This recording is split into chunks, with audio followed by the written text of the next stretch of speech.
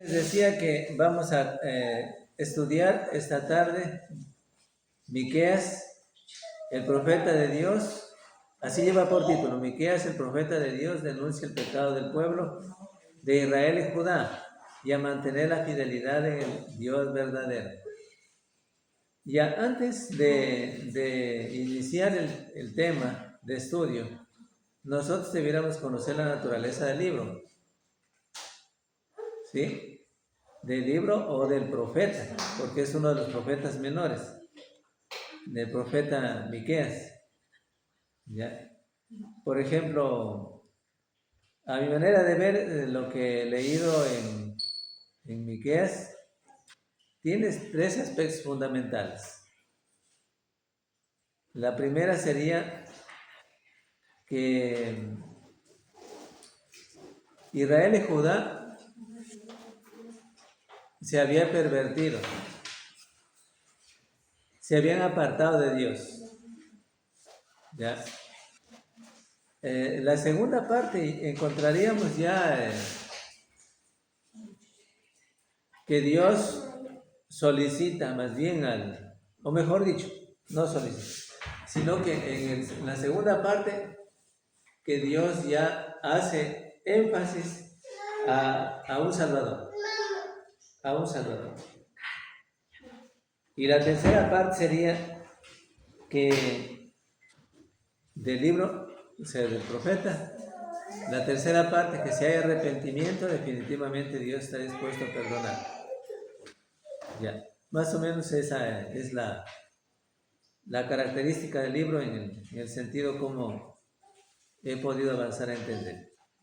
Ahora bien, pero debemos conocer más. Cuando hablamos de la naturaleza del libro, nosotros también debemos conocer la naturaleza del texto, o sea, conocer el texto, de qué se trata, para poder continuar. Es importante. Yo no puedo inventarme alguna cosa ahorita, no. Tengo que conocer la naturaleza del texto, o sea, de qué se trata el texto, ¿no? Entonces, o sea, del libro, más de todo, del libro. Por ejemplo, debiera conocer en qué tiempo está hablando Miqueas. ¿Bajo qué tiempo? ¿Bajo qué reyes? ¿No? Por ejemplo, Miqueas aparece en el tiempo donde Israel ya está dividido. Ya. Israel estaba dividido al norte, queda Israel con su capital Samaria, y al sur queda Judá con su capital Jerusalén. Sí, estaba dividido. Imagínense de esta división de Israel, ¿no?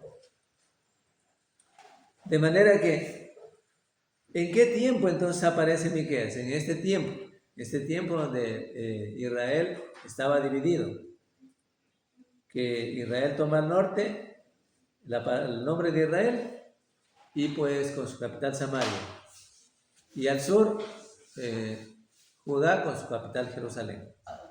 ¿Ya? Ahora bien, al conocer más sobre el libro, sobre el contenido del libro o del profeta Miqueas, debemos saber bajo qué periodos estaba hablando Miqueas, o sea, bajo qué gobiernos. Ya. Si decimos y nos dice la palabra de Dios, que al norte estaba Israel con su capital Samaria, debiéramos saber quién estaba gobernando. Porque bueno, tenemos que conocer las características también de la división del pueblo de Israel. Voy a decirles antes de nada de Roboam. Roboam, por ejemplo, era hijo de Salomón. Y en este tiempo produce la división de Israel. Ya. Más ocurrió cuando Roboam, en vez de consultar a los más antiguos, a los ancianos del pueblo, y oír más de todo, no consultar, sino escuchar a los ancianos del pueblo, él no quiso oírles. Los ancianos le dijeron: ve, si reduces los impuestos al pueblo, el pueblo te seguirá. ¿Sí? Pero si no haces eso, no. Entonces él se puso a oír a los más jóvenes. Y los jóvenes les dijeron, no, en este caso ponles más impuestos.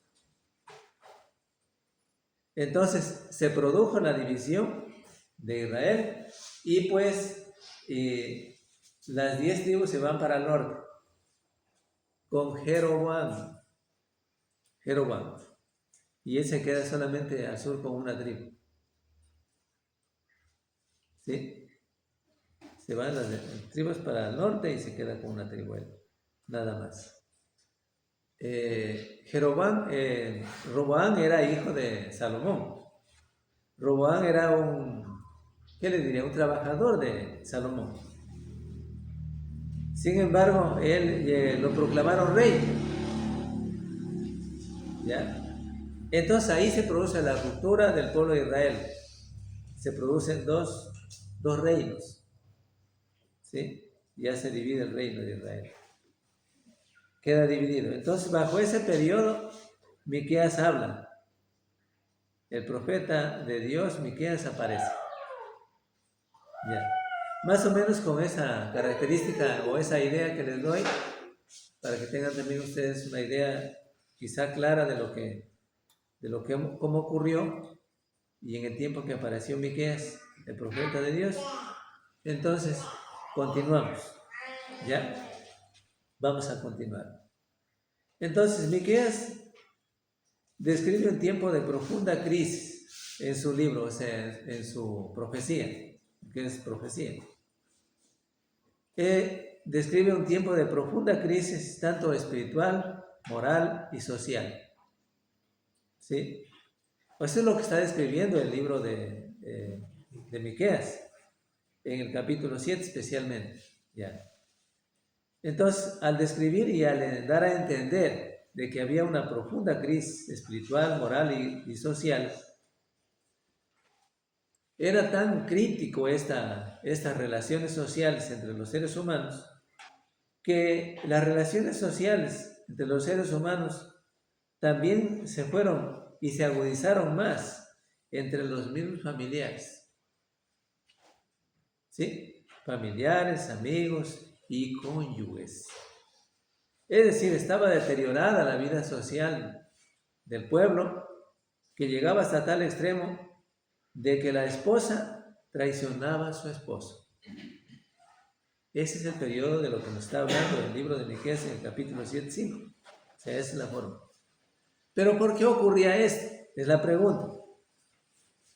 Ocurría esto porque estaba definitivamente el pueblo de Israel, o sea, el pueblo de Israel, los dos, al mismo tiempo los dos reinos, estaban deteriorados socialmente. Ya estaban alejados de Dios. ¿Sí? Eso es lo que sucedió. ¿Ya? Porque cada uno yendo a su propio designio del corazón, comenzaron a hacer las cosas definitivamente apartados de Dios. ¿Sí? Los reyes, y si estaban mal los reyes, iba mal el pueblo. ¿Sí? De manera que el profeta advierte que en estos tiempos de depravación total, así en otras palabras, se debe ser extremadamente cauteloso, cuidadoso, aun cuando se habla con los demás, aun cuando se habla con la esposa, porque la corrupción se había generalizado a todas las familias, a todo el núcleo social que es la familia. Estaba deteriorado completamente, la depravación había llegado hasta el extremo. Por eso es que de esa manera, debido a esa corrupción generalizada en el pueblo, entonces el profeta advierte que cada uno debiera ser muy cauteloso al hablar en casa, al hablar incluso con su esposa, porque la depravación total generalizada, la corrupción generalizada, había llegado hasta tal extremo que tenían que tener mucha cautela al hablar, porque La corrupción social, moral y espiritual estaba totalmente en una depravación total. De eso es lo que está hablando el profeta Miqueas, que las relaciones sociales, especialmente amigos y familia y cónyuge, estaban totalmente deterioradas, acabadas, terminadas, estaban totalmente perdidos, en otras palabras. Esa es la primera parte. Por ejemplo, ustedes pueden leer, vamos a leer el texto. Voy a leer yo primero. En el capítulo 7, lean ustedes sus Biblias, capítulo 7, verso 5. Dice, no creáis en amigo, ni confiéis en príncipe. De la que duerme a tu lado, cuídate, no abras tu boca. Ya. ¿Por qué decía eso? Que no creáis en amigo. Porque el ambiente, como ya les acabé de decir, de amigos, las relaciones más íntimas en amigos y todo estaba deteriorado completamente. Ya. Ni confiéis en príncipe. Puede ser en un gobierno, una autoridad. Ya. Puede ser en el sacerdote. Ya no había ni siquiera confianza en el sacerdote. Estaba totalmente deteriorado el pueblo. ¿Ya? Y mayormente de la que duerme a tu lado, o sea, de la esposa. ¿Por qué? Porque también, como yo les acababa de decir, las relaciones más íntimas de familia, de cónyuge, o sea, eran traicioneras en este caso, ¿no? Entonces, había tanta traición que se había deteriorado la familia, se había deteriorado la familia, ¿ya? Entonces ya no había en quién confiar bajo el tiempo de este periodo de estos reyes, ¿ya? Ahora bien, hablando de una descripción de las cosas, de lo que estaban sucediendo en este pueblo, por ejemplo, una sociedad en decadencia moral,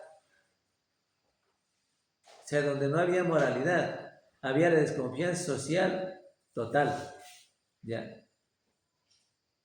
Se destaca la grave, cuando hablamos de cuando hablamos de la sociedad en decadencia moral, Miqueas habla en el capítulo 7:5, ya leímos. Este pasaje describe una condición terrible de corrupción generalizada, donde la maldad había invadido todas las relaciones, incluyendo las más íntimas, o sea, la vida del esposo y la esposa. ¿Sí? De eso se trata. La traición familiar y social, porque también eran de amigos. Se destaca la grave advertencia aquí en este libro, en este texto mismo que leímos. Se destaca la grave advertencia de la traición, de que la traición no viene solamente de amigos externos, o sea, de enemigos externos, sino de amigos príncipes, o sea, líderes religiosos, sacerdotes y familiares cercanos, señalando que todo el mundo tiene enemigo dentro de su propia casa. Como ya dijimos, aún cuídate de la que duerme a tu lado, de la misma esposa. En ese tiempo, ¿ya? La corrupción había llegado hasta tal extremo que ya no podía haber confianza en nada, ¿sí? Y luego dice la necesidad de discrecionalidad, o sea, discreción, hablar con discreción. La frase "no abras tu boca" se interpreta como un llamado a ser extremadamente cauteloso, cuidadoso con las palabras, ¿debido a qué? Debido a la deslealtad generalizada. Debido a que ya no había ni confianza en la misma esposa bajo esos tiempos. Y luego dice, la verdadera confianza puesta en Dios.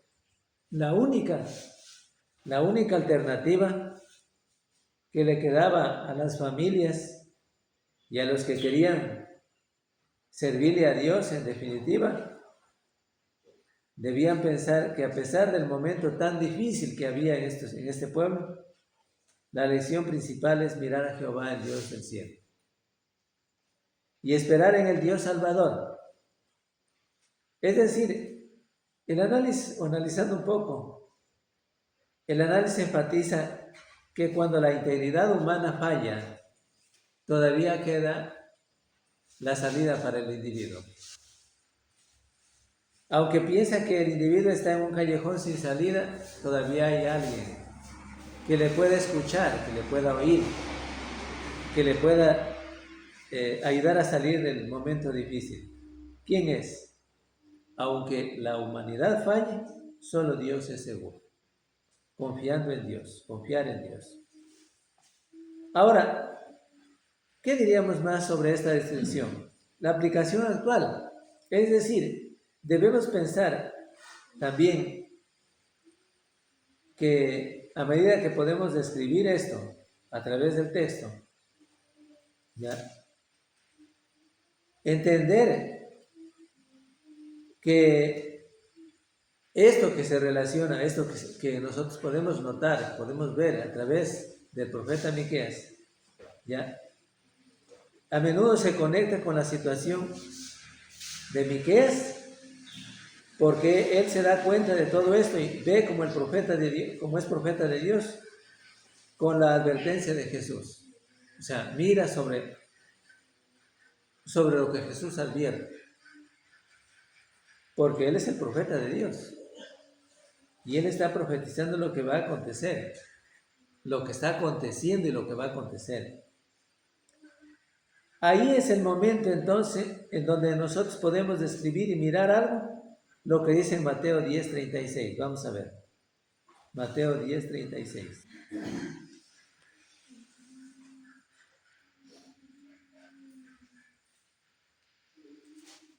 Y los enemigos del hombre serán los de su casa.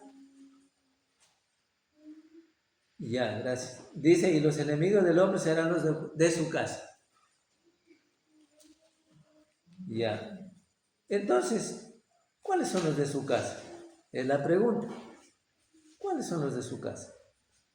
Y los enemigos del hombre serán los de su propia casa o los de su casa. Pero ¿cuáles son los de su casa? ¿A quién se relaciona? ¿A quién dice el profeta Miqueas? A ver, ¿a quién dice? ¿A quién estopa el profeta Miqueas y a quién estopa el Señor Jesucristo cuando habla en Mateo 10:36? Se refiere ahí a la familia mismo. A la familia, a la familia. Miremos que no solamente está diciéndonos ahí, pero ya vamos a ver. Mateo 10:36. Y los enemigos del hombre serán los de su casa. Ya. Es decir, que mirando un poco, recorriendo otra vez o volviendo otra vez al libro, al profeta Miqueas, la corrupción generalizada que había en Miqueas en el tiempo, digamos de Miqueas, en Israel, era una corrupción que se llama la depravación total. Ya no había en quién confiar, ni el sacerdote, ni el rey, ni los amigos más cercanos, ni aún en su esposa. Ya no había. Ahora, llegado en el Nuevo Testamento, nos damos cuenta que el Señor Jesús refiere también algo importante. ¿Ya? Él llegaría a ser causa de división. Así llamaríamos. Pero el texto que nos hace mención aquí dice: los enemigos del hombre serán los de su casa. ¿Por qué razón? Porque no solamente se queda ahí el texto, sigue diciendo el verso 37: el que ama a padre o a madre más que a mí no es digno de mí. El que ama a hijo o hija más que a mí no es digno de mí.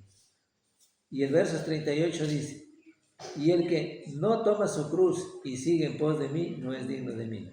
39 termina: el que haya su vida la perderá, y el que pierde su vida por causa de mí la hallará. Ahí está.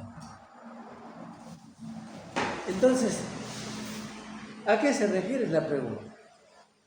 ¿Ya? Y miremos lo que dice también en Lucas 6:20 al 26. Vamos a ver. A ver, ¿quién lee?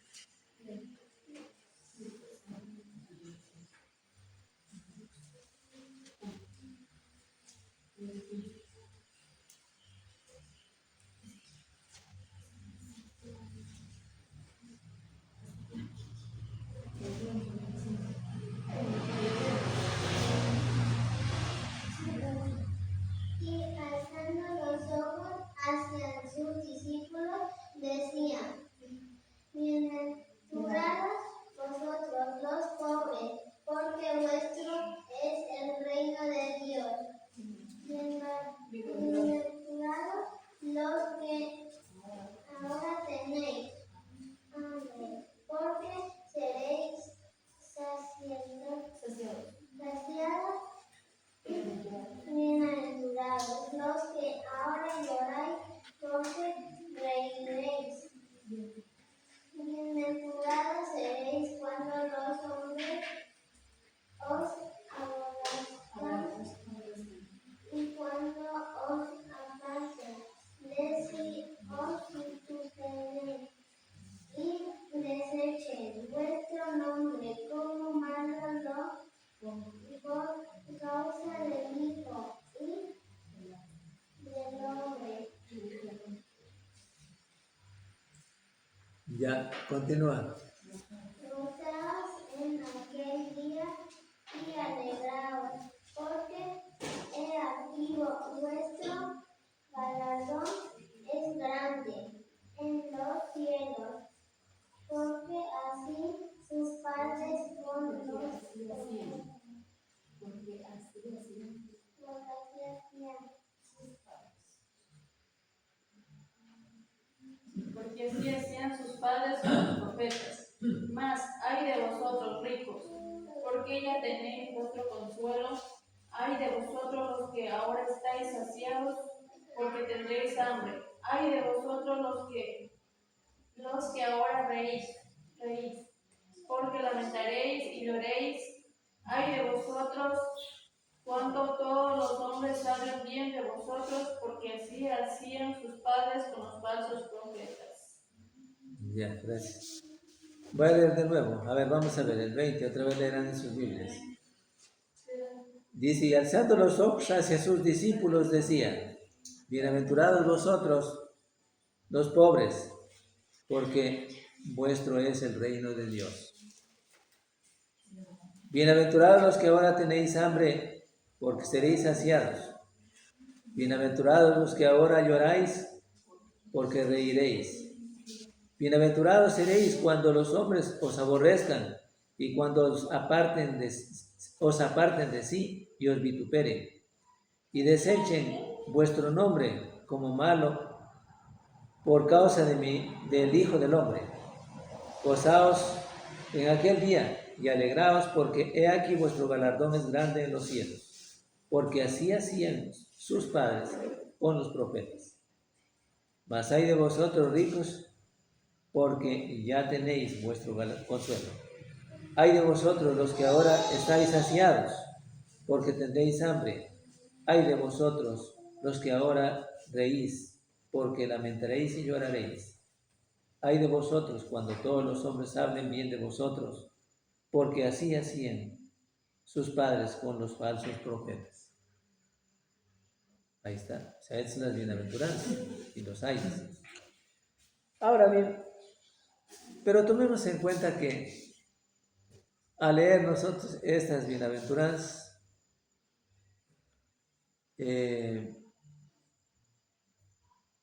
tanto Mateo capítulo 10, verso 36, Lucas 6, 20 al 26, indicando que tales momentos difíciles,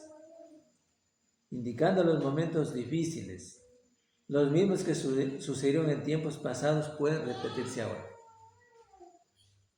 Es decir, no echa de menos de que hayan sucedido en tiempos del profeta Miqueas lo que sucedió con el pueblo de Israel, de que se apartaron y comenzaron a adorar a los ídolos o seguir a los ídolos. ¿Ya? Y ahora había toda clase de males, y que en estos textos que encontramos, tanto en Mateo y en Lucas y en otros más que vamos a leer, indica claramente que tales momentos difíciles, los que sucedieron en el tiempo de Miqueas, o sea, lo que se llama en tiempos pasados, pueden repetirse ahora. ¿Ya? Pueden repetirse ahora. ¿Por qué? Es la pregunta. Por ejemplo, cuando nosotros revisamos Mateo, en el capítulo 10, versos 36, El Señor Jesús, cuando se dirige al pueblo, a todos los seres humanos, ¿ya? Habla exclusivamente diciéndonos, y los enemigos del hombre serán los de su casa. Mirando y tomando en cuenta definitivamente que por causa, claro, no hay otra cosa que pensar, por causa de Cristo, no tendrán a bien los mismos familiares. Y habrá una separación total, habrá un apartamiento de aquellos familiares mismos que son los amigos más íntimos por causa del Evangelio. Ya, porque de eso se trata. Ya, de eso se trata en este texto. Ya. Sin embargo, en el tiempo de Miqueas, el profeta de Dios, pudo experimentar el horrible momento en el sentido de la depravación total del pueblo, echando de menos a Dios y al mismo profeta, donde él se podía dar cuenta claramente que ya no había confianza en nadie. ¿Ya? ¿Por qué? Porque estaban apartados de Dios. ¿Ya? También Jesús en el Nuevo Testamento nos advierte sobre esta situación. ¿Ya? Es decir, que por causa de seguir a Cristo, por causa de obedecer al Evangelio, también hay esta separación entre los mismos familiares. ¿Ya? Eso por una parte. Ahora bien, en resumen, el libro de Miqueas en el capítulo 7, verso 5, él hace una invitación. El profeta de Dios hace una invitación a la sobriedad, ¿sí? Al cuidado, ¿ya? A que se actúe con cautela, a que se actúe también con valentía, pero también, sobre todo, que sea cuidadoso frente a la corrupción moral que se había desatado en el pueblo en ese tiempo de Miqueas. Que puede repetirse ahora las mismas cosas que se repitieron, que se dieron antiguamente. Claro que sí. Eso no es de menos pensar que no sea así. Sí, como ya estamos viendo aquí en el libro de Mateo. La corrupción moral, y frente a esta situación que veía el profeta Miqueas y que anunciaba al pueblo de Israel para que se aparten de la maldad y sigan al Dios verdadero, hace un llamado el profeta de Dios a no poner la confianza en los hombres, sino en Dios, manteniendo la fidelidad absoluta en el Dios divino. De eso se trata. ¿Quién le escuchaba al profeta Miqueas? Si vino Cristo y no le escucharon. Les decía también que se arrepientan. Les decía que vendrá el Mesías, el Salvador del mundo. Les decía lo que les dijo, también lo que les dijo Juan Bautista: arrepiéntanse y preparen el camino del Señor. Ya, prepárense. Ya. Pero nada de eso les podía hacer volver al pueblo. ¿Ya? Sin embargo, en ese tiempo, en los dos reyes, recordando un poco, estuvieron a ver cuántos, 22 años. A ver, 17 años dice que gobernó Roboam en Judá. Y 22, Jeroboam en Israel. Tanto tiempo, ¿no? Tantos años. el pueblo se había separado de Dios. ¿No? Y apartados de Dios no puede continuar un ser humano. Un individuo fuera de los límites de Dios definitivamente está vacío. Eso es lo que dice Miqueas aquí. ¿Ya? De que no había confianza en nadie. Siri también lo dice.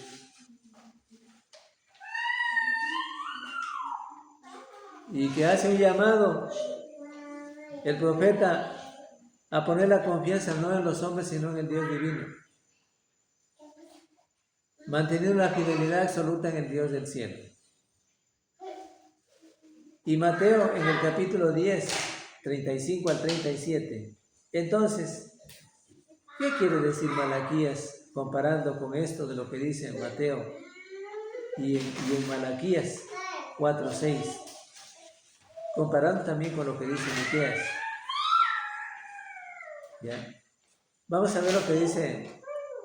Bueno, leímos solamente el 37, pero bueno, yo leí hasta donde sí leí todo hasta el 39, leí en Mateo 10, 36 al 39.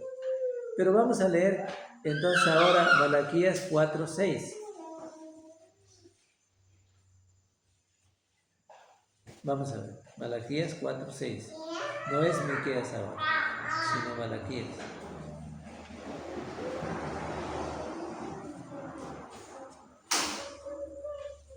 Ya lea por favor.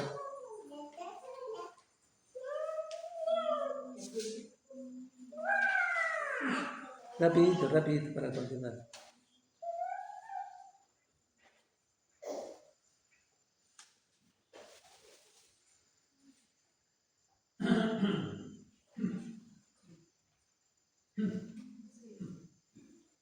Él hará volver el corazón de los padres hacia los hijos y el corazón de los hijos hacia los padres. No sea que yo venga y hiera la tierra con maldición.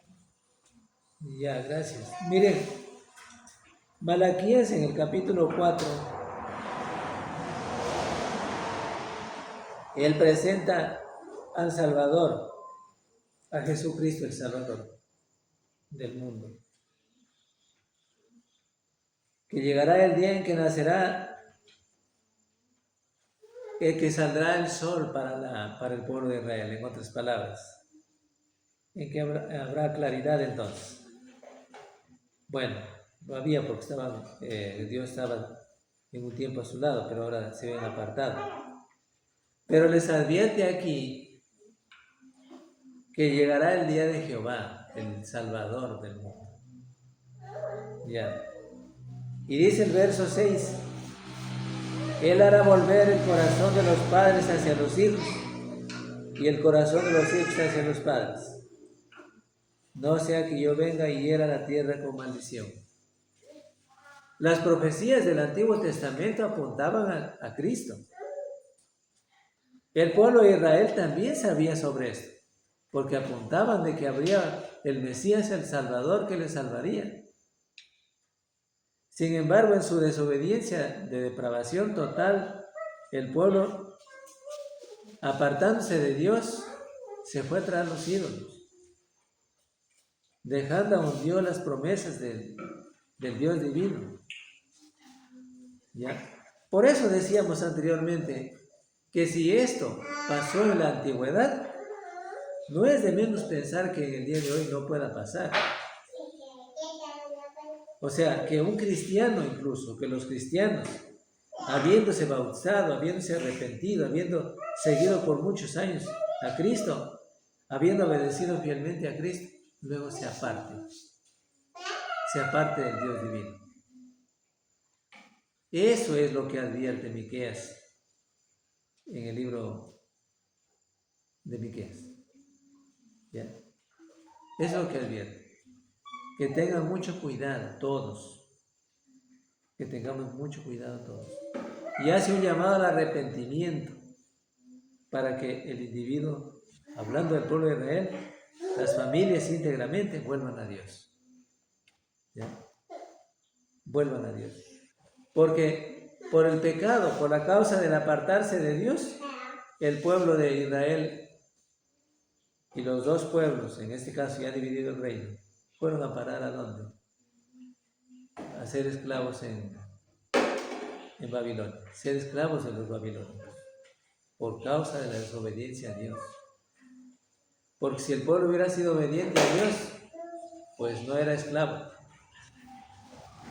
Pero es así lo que ocurre igualmente al individuo en el día de hoy, porque ejemplos claros se dicen ahí, que así como el pueblo de Israel se apartó de Dios por causa del pecado, así también, y se volvió esclavo del pecado, así también el individuo en el día de hoy, al apartarse de Dios, se vuelve esclavo del pecado, y realmente se llega a ser esclavo del pecado. ¿Sí? Se esclaviza al pecado. Llega a ser servidor de él, ¿ya? Y no de Cristo, ¿ya? De eso, esas advertencias también las hace Miqueas. Ahora, cuando encontramos en el libro de Mateo 10, 35 a 37 y Malaquías, ya dijimos, 4, 6, ¿ya? Cuando decía que era volver el corazón de los padres hacia los hijos y el corazón de los hijos hacia los padres, no sea que yo venga y hiera la tierra con maldición. En Lucas, en el capítulo 1, versos 17, ¿qué dice?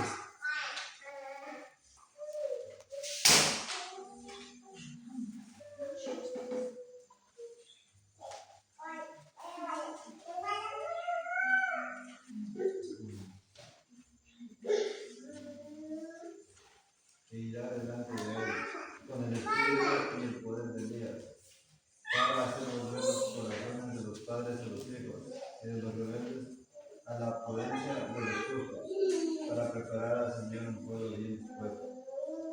Ya, gracias. ¿De quién se trata aquí? Nosotros también debemos conocer. Vamos a leer el texto y no sabemos de quién se trata. ¿De quién a quién dice? ¿Sí? Lucas, ¿de quién a quién dice? Aquí. A ver, ustedes me van a ayudar. De Juan el Bautista. ¿Pero de quién está diciendo Juan Bautista?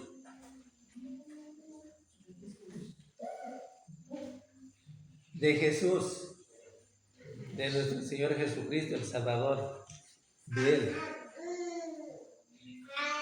Él está diciéndoles claro al pueblo cuando llegó Juan Bautista.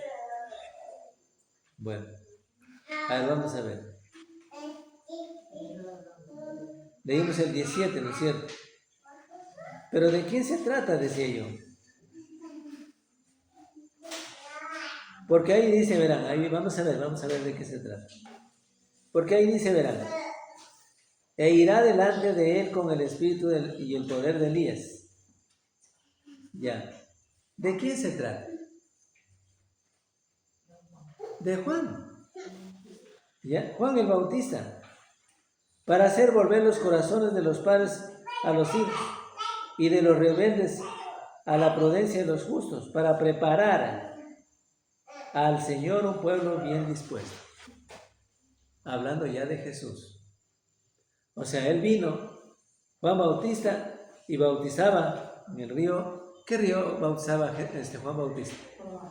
¿Ah? No sería en el lago. En el río Jordán. Ya. En el río Jordán. Ya. Bautizaba a Juan Bautista y les decía que se preparen porque Jesús está allá. ¿Sí? Que vendría. ¿Sí? Claro que aquí está todo el anuncio, como... Ya, pero les decía, ¿no es cierto? Ya.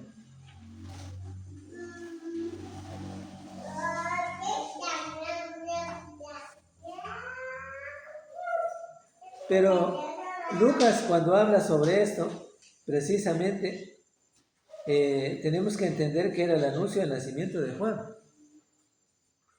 Porque el ángel le anunció a Zacarías, padre de Juan, ¿ya? Que nacería Juan Bautista, que también más adelante ya está el anuncio del nacimiento de Jesús, ya, que cada uno estaba preparado para hacer lo que tenía que hacer, ya, en definitiva, pero que claramente indica el texto bíblico que habrá paz, que llegará en definitivamente Jesús para hacer volver los corazones del mal, del pecado, al bienestar. Ya. Sin embargo, no había duda de pensar, según lo que nos decía Mateo, de que estos conflictos se abrían, porque el Evangelio creído por las familias, por los hijos o por los padres en este caso, había un distanciamiento total, y eso sí ha ocurrido, no es que no haya ocurrido. Ya.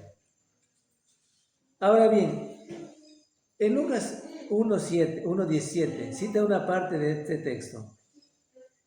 Significaría que al predicar el arrepentimiento y que el reino de Dios se ha acercado, Juan lograría promover la unidad entre las familias de Israel que estaban divididas en fracciones políticas y religiosas.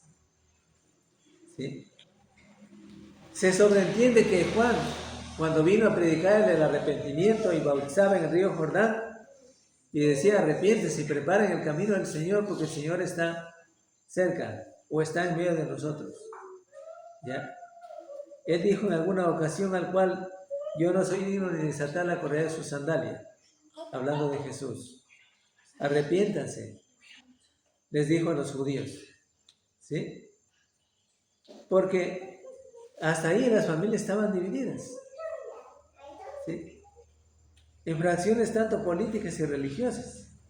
Pero aunque seguramente podemos entender, el ministerio de Juan cumplió ese propósito de manera general, siempre habría casos como estos nombrados por Jesús en que algunos aceptan el Evangelio, lo que ya les dije antes, y otros no. Y están divididos de esta manera y habría conflictos. ¿Sí?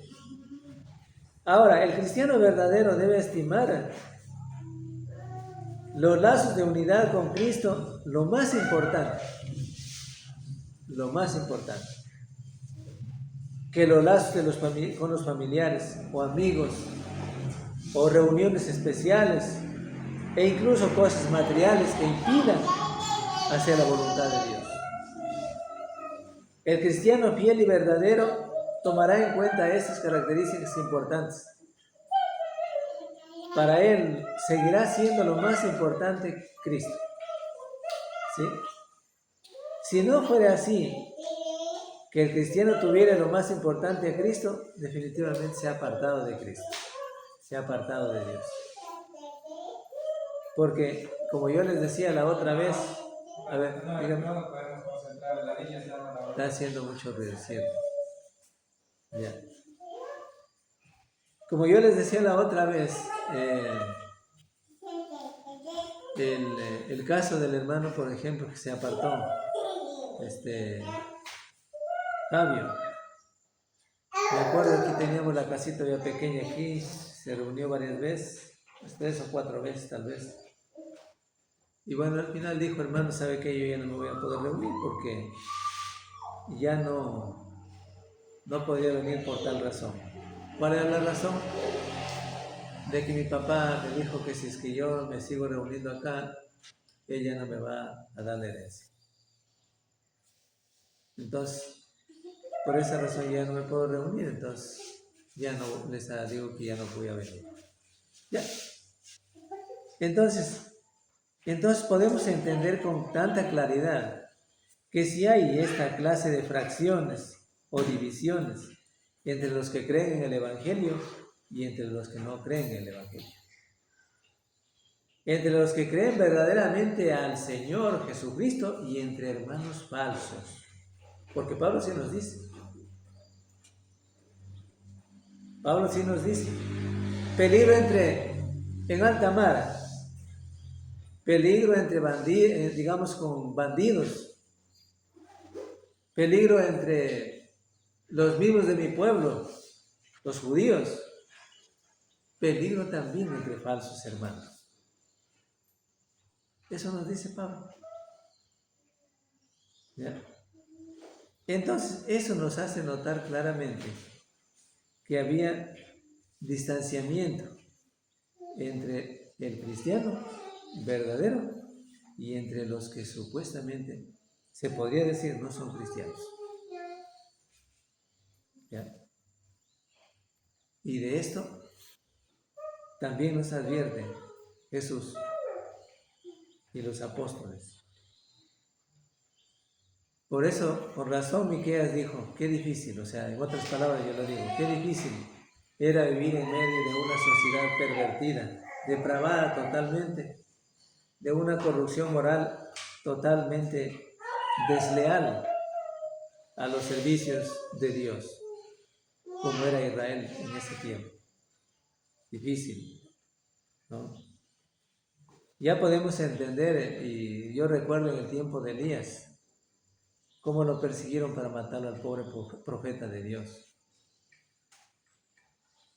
¿Cómo sufriría? ¿Ustedes creen que no tuvo angustia como ser humano? Claro que sí, pero jamás estuvo dispuesto a doblegarse ante los seres humanos.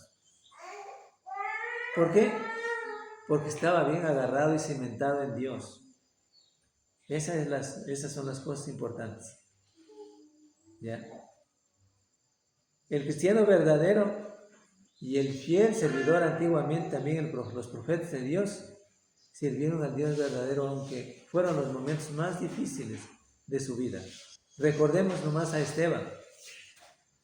Esteban, mientras él declaraba la bondad de Dios, la gloria de Dios, los otros le apedreaban para darle muerte. Y así le dieron muerte. En el libro de los Hechos, en el capítulo 7. Y le dieron muerte. Porque detestaban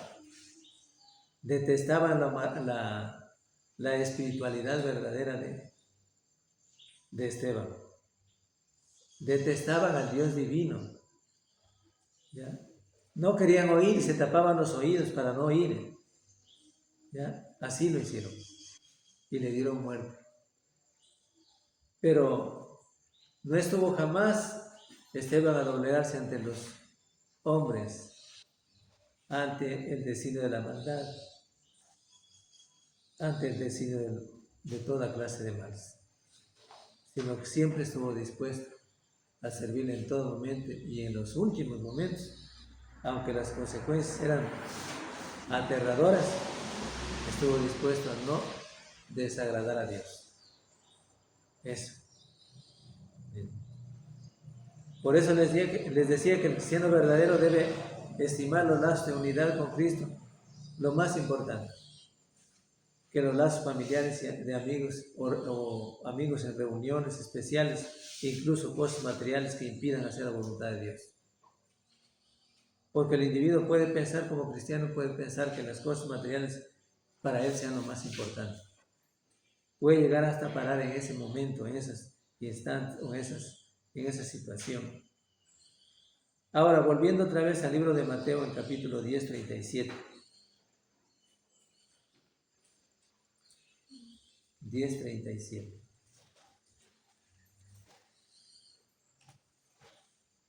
¿Qué decía el libro de Mateo 10:37? El que ama a padre o a madre más que a mí no es digno de mí. Y el que ama a hijo o hija más que a mí no es digno de mí. Ahí está. Es decir, como bien dice el texto, el que ama a padre o a madre más que a mí no es digno de mí. El que ama a hijo o hija más que a mí no es digno de mí. Muchos tienen este problema. Aprenden la verdad de Dios, saben lo que deben hacer para obedecer a Cristo. No es que no sepan, los cristianos aprendimos. Y todos los cristianos aprenden. Saben lo que deben hacer para hacer la voluntad de Cristo. Saben lo que deben hacer o lo que es obedecer a Cristo. Para salvar su alma. Pero no quieren que sus familiares les consideren traidores. No quieren que sus familiares les consideren enemigos. No quieren que sus familiares les consideren como los que no les aman. No quieren. Y entonces, ¿qué pasa? Llegando a pesar de esto, a preguntarse incluso, ¿a quién complacer? ¿O a quién ofender? Pero yo les diría, es imposible estar bien con Cristo y al mismo tiempo estar bien con los familiares que no creen en el Evangelio. Es imposible. ¿No? No es posible esto, digo, es imposible. Es imposible tener una buena relación con los familiares que no creen en Dios, conmigo que he creído en el Evangelio de Cristo. ¿Ya? Los que dan la espalda a Cristo para complacer o para no ofenderles más bien a los familiares, a la familia, no son dignos de Cristo. De eso nos habla en Mateo. Está claro para entender, porque no es difícil de entender. También Miqueas, en su predicación, en su anuncio, ya él podía notar claramente que ya no había ni siquiera seguridad ni confianza ni en la esposa de las familias en ese tiempo. No podemos ofender a la esposa en ese tiempo, pero se advierte, la Biblia advierte que esto que pasó en tiempos pasados puede ocurrir o puede volver a ocurrir en estos tiempos. ¿Por qué causa? Por la causa de apartarse del Dios divino. Porque un hombre, hablando del cristiano, sin Dios no es nadie. Es un depravado total. Y una mujer sin Dios está en las manos de Satanás igualmente. Ahora bien, entonces ya nos damos cuenta que al dar la espalda a Cristo para complacer a sus familiares, no somos dignos de ser cristianos, ni servidores, ni llamarnos servidores de Cristo. Y el verso 38 del mismo libro de Mateo, 10:38, cuando dice, el que no toma su cruz y me sigue no es digno de mí. ¿Por qué creen ustedes que los romanos exigían? Bueno, debemos entender por qué la cruz, porque a veces nosotros ni siquiera hemos entendido de por qué la cruz. ¿Por qué la cruz? ¿Por qué llegaba el tiempo o en las fiestas, de estas fiestas del pueblo de Israel, y tenía que soltarse a un individuo cada año y a otro pues condenarlo a la cruz? Según los romanos, la cruz, o sea, llevar la muerte a la cruz o en la cruz, es la muerte más horrorosa, y es la muerte más horrorosa, sigue siendo la muerte más horrorosa, ¿ya? Y por eso creían ellos que se debía llevar a la muerte en cruz a los delincuentes, ¿ah? A los malhechores, ¿ya? Porque según ellos así podían pagar su pena, ¿ya? Y además también ellos exigían llevar la cruz a la persona que sería crucificada. Porque como les digo, consideraban que la muerte en cruz era la muerte que sí, ellos consideraban, los romanos, que sí era razonable según ellos que debía morir y que debía ser aquel delincuente o malhechor morir en la cruz. Porque era la muerte más horrorosa y sigue siendo la más horrorosa. ¿Ustedes creen que clavarse las manos ahí con clavos y los pies en una cruz, va a ser bonito. No. Es trágico el momento. Si nosotros cuando nos pinchamos con algo, ya nos duele y recurrimos a un remedio. Pero ahí en la cruz, ¿quién le da nada? ¿Quién le salva de ahí? ¿Ya? Pero sin embargo así fue Cristo. Así murió Cristo. Y Cristo murió por mí, por usted y por todos. ¿Tomaremos en cuenta eso? Y validaremos la capacidad espiritual de cada uno de los cristianos o de mí mismo, de cada uno individual, para poder morir obedeciendo a Cristo. Es mi pregunta. ¿Ya? Entonces, miremos lo que dice Mateo 27:32. 27:32.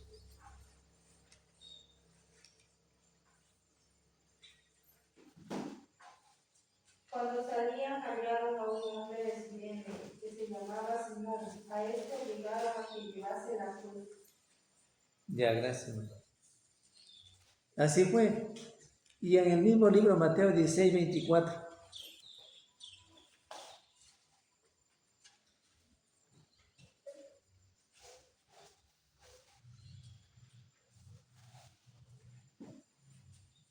Entonces Jesús dijo a sus discípulos: si alguno quiere venir en pos de mí, niéguese a sí mismo y tome su cruz y sígame. Ya, gracias, hermano. La cruz sacrificio. Es sacrificio. Por eso los cristianos debemos entender que la vida cristiana es sacrificada y debe ser y considerada por los mismos cristianos que es sacrificada. ¿Ya? Ah, no, pero yo quiero todo fácil. Como cristiano debe considerarse, porque la Biblia sí lo dice. Debe esforzarse. ¿Sí? Debe esforzarse. Ya vimos uno de los textos anteriormente sobre cómo dijo, bueno, yo no voy a tomar de ti nada. ¿Quién fue? David, ¿sí? ¿O quién fue? Cuando dijo, yo no tomaré de ti nada, yo quiero algo que me cueste. David. No quiero que me regales este pedazo de tierra para yo ahí levantar un altar a Dios o sacrificar ahí. No, yo quiero algo que me cueste. ¿Ya? Entonces la vida cristiana también es sacrificada y debe considerar el cristiano que es una vida sacrificada, por eso la cruz. ¿Sí? Por eso el Señor Jesucristo hace relación de la vida cristiana como la cruz. El que quiere venir en pos de mí, tome su cruz y sígame. ¿Sí? Eso dice el Señor. Dándonos a entender claramente que la vida cristiana es sacrificada y debe ser sacrificada para poder alcanzar el cielo. Si alguien considera que no debe hacer sacrificio para llegar al cielo, se equivoca. ¿No? Ah, no, es que yo ya no quiero venir a los estudios, ya no quiero venir al culto, ya no quiero reunirme. ¿Por qué no? Porque me cuesta el pasaje o me cuesta sacrificio. No es nada en comparación con lo que Cristo murió en la cruz. No es nada. Imagínense. No puede compararse la cruz del cristiano con la cruz de Cristo. No puede compararse. Sin embargo, dijo Cristo así, para tomar en cuenta y hacer notorio en cada individuo, en cada cristiano, que la vida cristiana es sacrificada. ¿Sí? Es una cruz. ¿Sí? Eso. Ahora miremos Marcos 8:34. Marcos 8:34.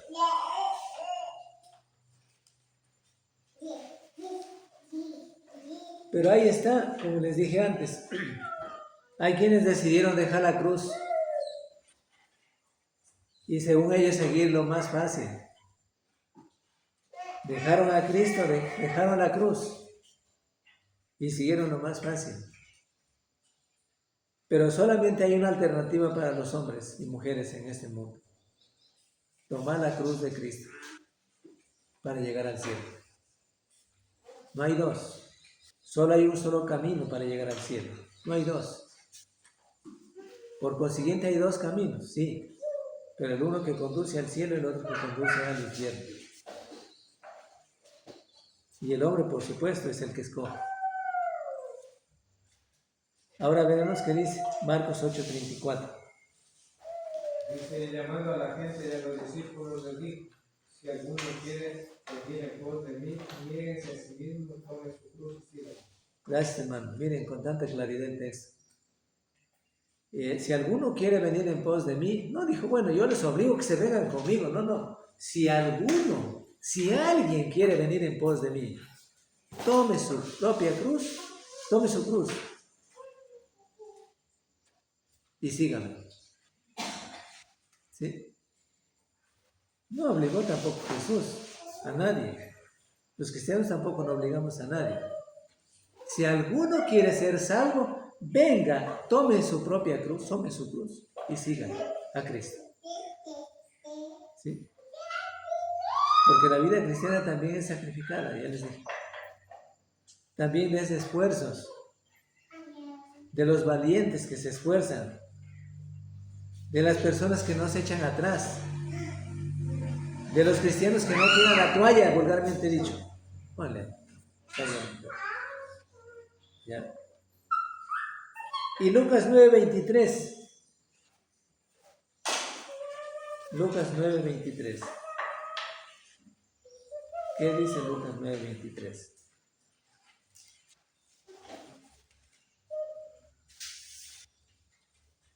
Dice, y decía a todos, si alguno quiere venir en pos de mí, niéguese a sí mismo, tome su cruz cada día y sígame. Gracias, hermano. Niéguese a sí mismo.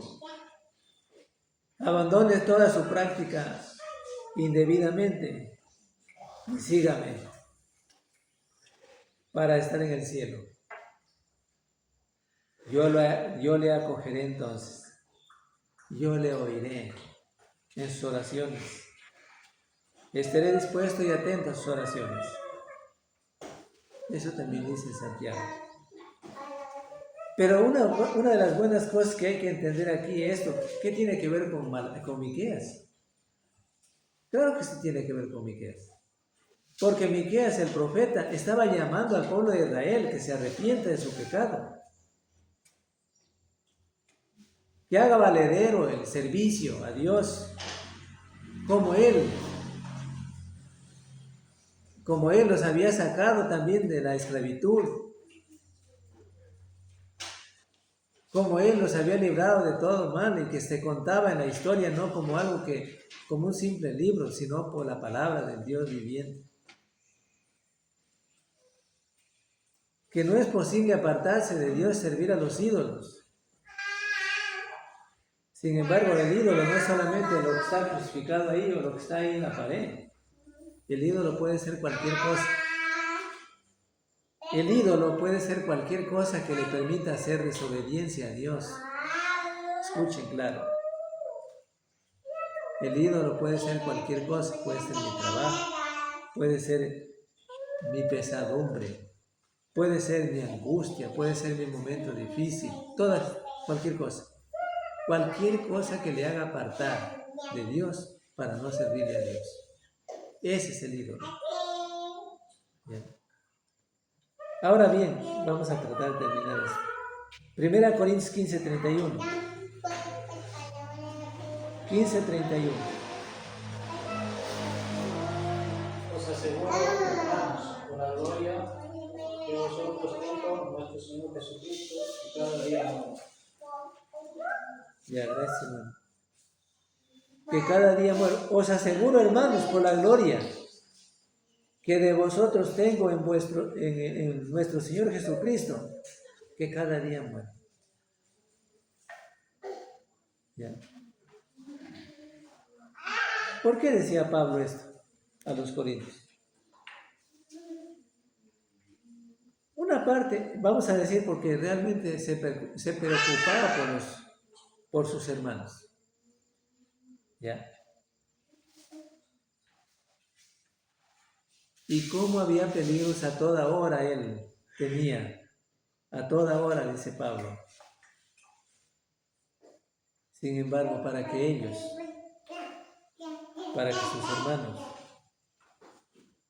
sus hermanos se mantengan firmes en el Evangelio de Jesucristo. A veces somos muy sencillos en pensar. Pensamos que lo que se pudiera hacer es tan insignificante. O lo que se hace es tan insignificante acerca de los demás hermanos. Y no se valora, no se toma en cuenta. Pero Pablo nos da una claridad aquí. ¿Cómo se preocupaba por sus hermanos? ¿Ya? Más adelantito dice, si como hombre batallé en Éfeso contra fieras, ¿qué me aprovecha? Si los muertos no resucitan, comamos y bebamos, porque mañana moriremos. Porque hablaba de los corintios, que habían sido engañados por los falsos profetas, por los falsos maestros. A veces pensamos por otros hermanos también, que van a ser, o que pudieran ser engañados sus sentidos por falsos hermanos, por falsos maestros, no hermanos, por falsos maestros. Miren, a veces pensamos eso. Dijéramos o deseáramos que no se ocurriera estas cosas, ¿no? ¿Cómo podría estar herido también Miqueas en ese tiempo viendo la podredumbre del pueblo?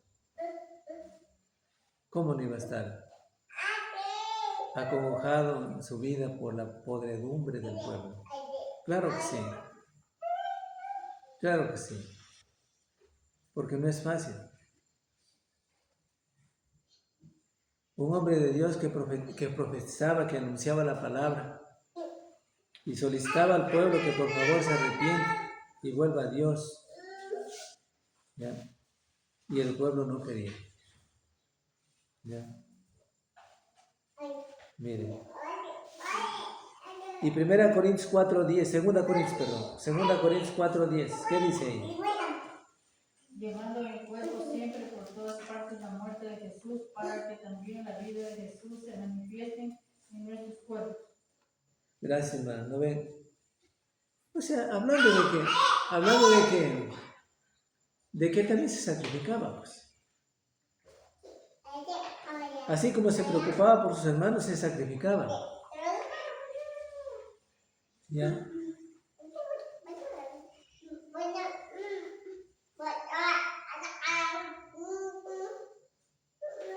Hacía mención de que no solamente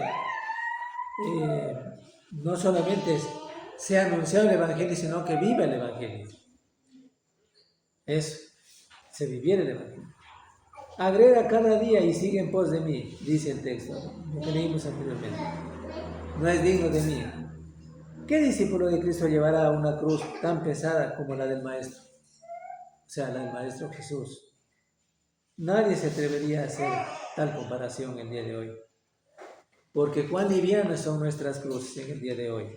Cuán livianas. Son cruces tan livianas. Sin embargo, a pesar de esto, que se renegara el cristiano no sería digno de Cristo. Porque la cruz de este contexto es simplemente la cruz del desagrado o desaprobación de familiares, ¿sí? Y amigos. ¿No estamos dispuestos a llevar esta cruz tan liviana? No somos dignos de ser sus discípulos.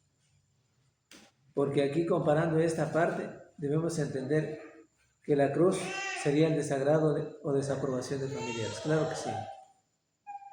Pero sin embargo el cristiano dice, no, yo mejor me voy con mis familiares antes que seguir a Cristo. Y se aparta de Cristo.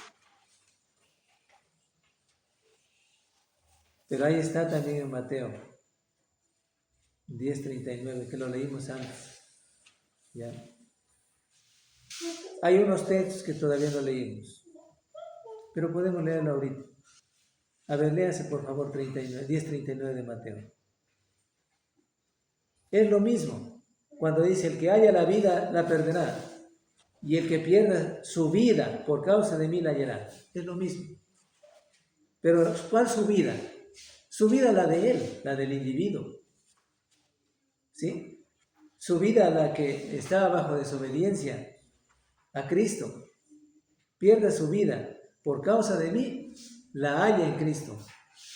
¿Sí? Dejar la vida pasada, la que le ha gastado su vida y que no ha podido obedecer todavía a Cristo, y que ahora, obedeciendo a Cristo, la hallará. O sea, halla en Cristo la vida, que habla de la vida eterna. Hallar la vida significa en este contexto, cuando estamos leyendo, su vida, oigan bien, significa la vida del egoísmo.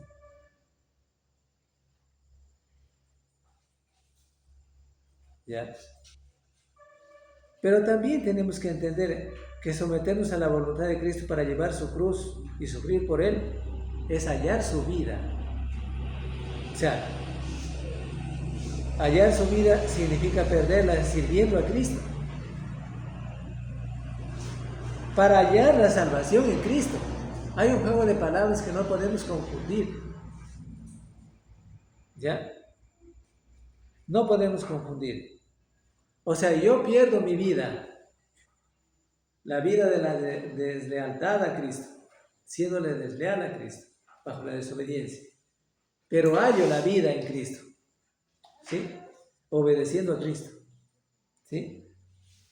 Hallo, o sea, esa vida de obedecer a Cristo, de obedecer al Evangelio, hallo para la salvación en Cristo, para mi propia salvación. Jesús no solamente habla de la vida física, tomarán en cuenta, sino mayormente de la vida espiritual. El ejemplo de Esteban que yo les dije antes en el capítulo 7 de Hechos. Y bueno, para terminar, ustedes leerán en casa los que ya tienen este estudio. Concluyendo, debemos ser firmes, leales, reafirmando nuestra lealtad en Cristo realmente, para estar en el cielo con Él eternamente.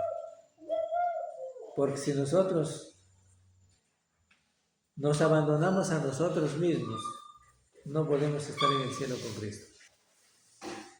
Y la idea seguramente clara de todo cristiano es que al reunirse y servirle a Cristo es porque quiere estar en el cielo con Cristo. ¿Ya?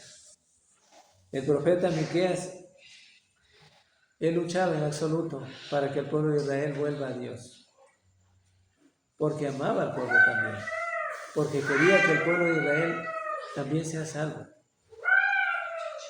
Y por eso les anunciaba y les decía que se aparten del pecado.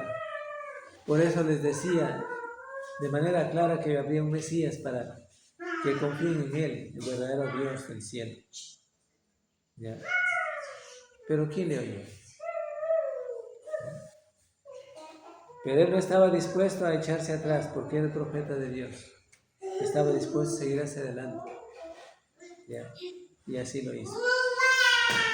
También a nosotros en el día de hoy nos anuncia la palabra de Dios y se nos dice que debemos seguir adelante para estar en el cielo con Cristo. Gracias, hermanos. Ese es el tema que puedo compartir con ustedes.